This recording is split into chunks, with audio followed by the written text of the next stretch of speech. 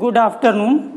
आज हम लोग संधारित्र के अगले क्रम में दो आवेशी चालकों को आपस में जोड़ने पर उनमें जो आवेशों का पुनर्वितरण होगा वो हम ज्ञात करेंगे। तो सबसे पहले हमने दो चालक लिया है। पहला चालक आपका ए है, दूसरा चालक बी है। जो पहला चालक है इसकी जो धारिता है वो C1 है, दूसरे चालक की धारिता C2 है। पहले चालक ए को Q1 आवेश देते हैं, दूसरे चालक बी को Q2 आवेश देते हैं। चालक ए और बी को Q1 व Q2 आवेश देने पर उनके विभव क्रम से V1 व V2 हो जाते हैं।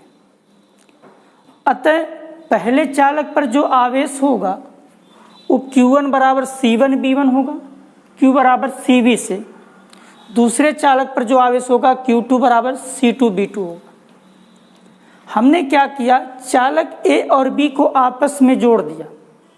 हम जानते हैं जब दो चालक को आपस में जोड़ देते हैं तो उनमें आवेशों का पुनर्वितरण होने लगता है, अर्थात विभव का ट्रांसफर होने लगता है। पहले से दूसरे में या दूसरे से पहले में अधिक से कम की ओर होता है, और ये तब तक होता रहता है जब तक कि दोनों का मान समान ना हो जाए।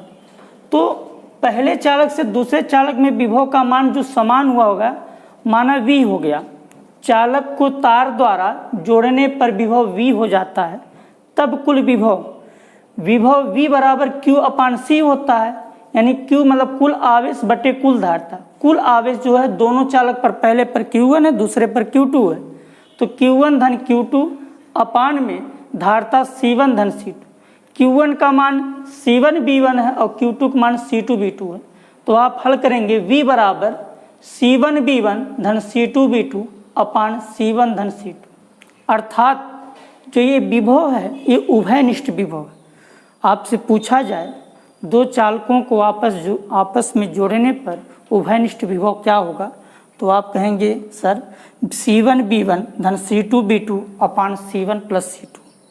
इसी प्रकार आवेशों के पुनर्वितरण के पश्चात जब तार द्वारा हम जोड़ देंगे आवेशों का पुनर्वितरण होने लगता है, तो चालक ए पर जो आवेश होता है वो Q1 डैश बचेगा और चालक बी पर जो आवेश होगा वो Q2 डैश रह जाएगा। यानी अर्थात आवेशों का मान बदल जाएगा। तब आवेश Q1 डैश बराबर C1 V1 होना चाहिए, लेकिन जोड़ देंगे तो विभव V होगा, तो यहाँ V1 ना लिख करके V लिखेंगे। धारिता का मान परिवर्तित नहीं होगा, तो Q1 डैश बराबर C1 V and Q2 equal to C2 V हो जाएगा।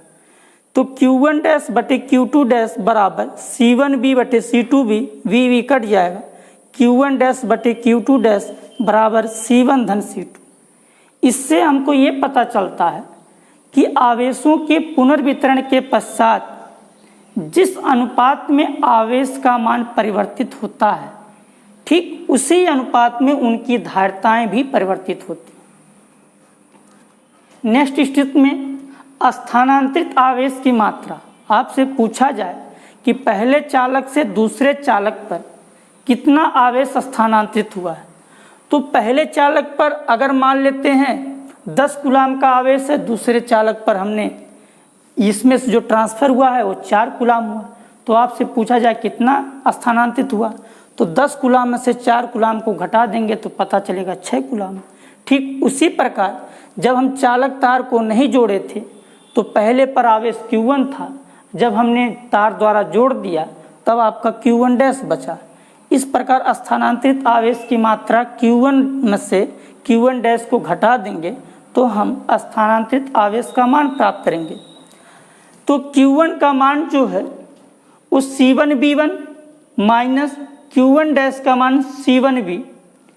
यहाँ पर V है, हमने V का मान यहाँ प्राप्त किया है। इस V की जगह हम ये मान लिख सकते हैं V बराबर C1 V1 धन C2 V2 अपान C1 प्लस C2 रखने पर इसमें हम B का मान रखेंगे तो Q1 माइनस Q1 डैश बराबर C1 V1 माइनस C1 ऐसे लिखेंगे।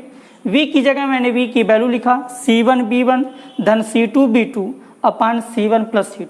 हल करेंगे इसको आप तो प्राप्त करेंगे स्थानांतरित आवेश की मात्रा Q1 माइनस Q1 डैश बराबर C1 C2 ब्रैकेट में B1 माइनस B2 अपान C1 प्लस C2।